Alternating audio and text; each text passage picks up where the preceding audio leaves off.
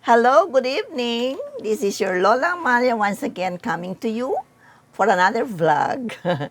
But before I go further in my vlog, before I share this vlog tonight, let me greet my subscribers and thank them for continuously watching this old woman. And if you have not subscribed yet to my channel, Just Me Amalia, please do subscribe now and like, share, and comment dito sa aking YouTube channel. Whether nagustuhan ninyo or hindi, sabihin ninyo, no? At kung ano pa yung gusto nyong i-vlog ko, sabihin nyo rin at siya kong gagawin. Okay. What I'm going to vlog tonight is about our history. One of the important events in the life of our nation. And this was why the United States decided to definitely colonize the Philippines. Actually, it was a decision done or made by President William McKinley. And the reason he decided to acquire the Philippines was stated by him in a speech given before the Methodist ministers in November 1899. That was more than 100 years ago. And let me read to you this particular statements of this particular document containing the statements of President William McKinley and why the Philippines was acquired by the he decided to acquire the Philippines for the United States. Pasensya yung aking pronunciation, hindi ako kasing galing ng iba na magsalita sa wika ni Uncle Sam, no? Okay, but I hope you will understand. Okay, let me go ahead with my reading of the statements of William McKinley.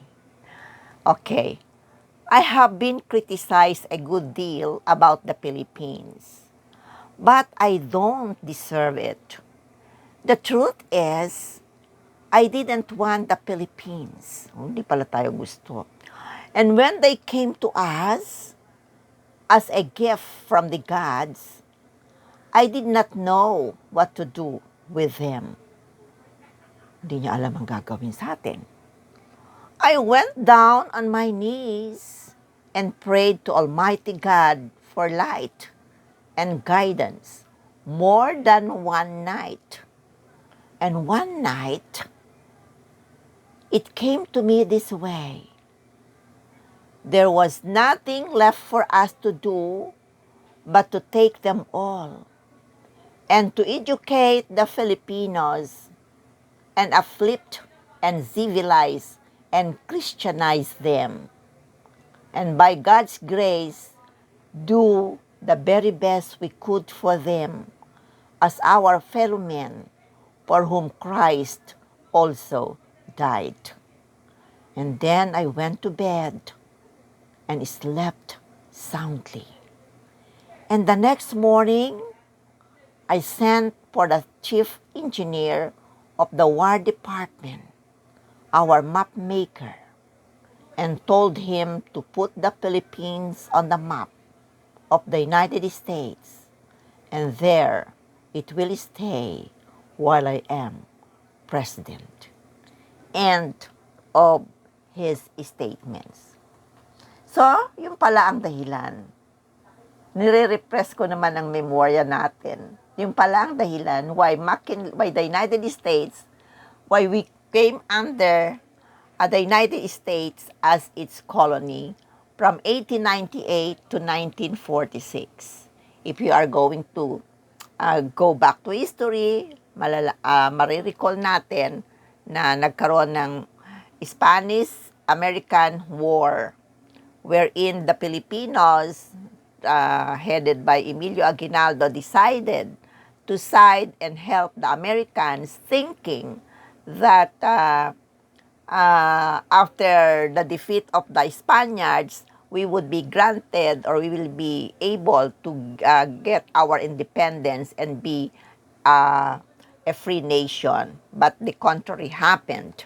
The Americans, as because of these particular statements of William McKinley, he decided to have the Philippines be part of the United States as one of its colonies at the time.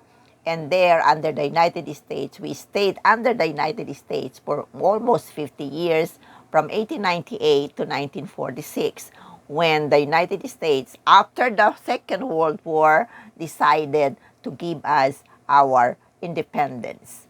And so, that is why pala, or that's why, repressing your memory, that's the reason why McKinley decided to get the Philippines as a colony. Now, this particular document is included in my book, which co-authored by Doctors Raylan Joseph Biray, and Raul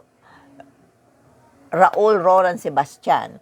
The title of the book is Readings and Discourse in History, which I think is available at the National Bookstore. Okay. So, this is a sharing that I am giving to you tonight, and I hope that you were able to refresh your memory whether our being a colony of the United States was bad or good for us. It depends on how we look at things. But I would say that there were good things that happened and there were also bad things that happened. Like, for example, when the Filipino-American War, during the Filipino-American War, so many Filipinos were killed, and the brutalities, the atrocities of the Americans against the Filipinos were definitely something that we cannot forget. No? So, lalo na yung nagkaroon tayo ng tinatawag na summer being turned to a howling wilderness by Jack Smith.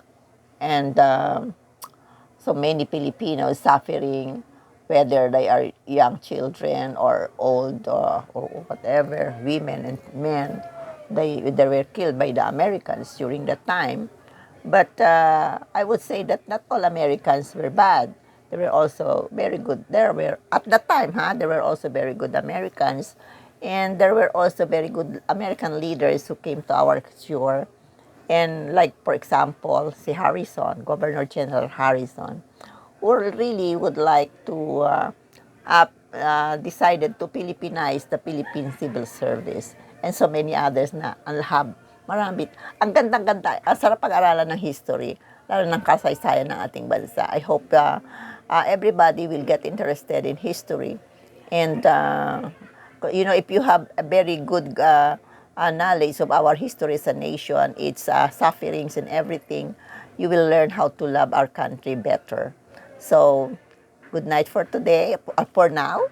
And I hope that you will continue watching the blogs of this old woman. I love you all, and let us be united as a nation. And let us not quarrel, because we are one people, one race. And we should be loving one another, no? Cooperate with the government, and stop na yung mga bickerings natin, kasi it is not good for our country.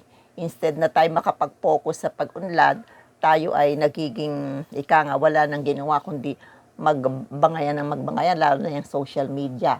Kaya ayoko nang naggaganyan sa social media, kaya ito na lang ang ginagawa ko, baka iba naman. Kasi lagi ng mga balita na hindi naman totoo, etc., etc. It does not do good to us as a nation and as a people. Let us unite and let us only think of the good of our country, because we have no other country but the Philippines.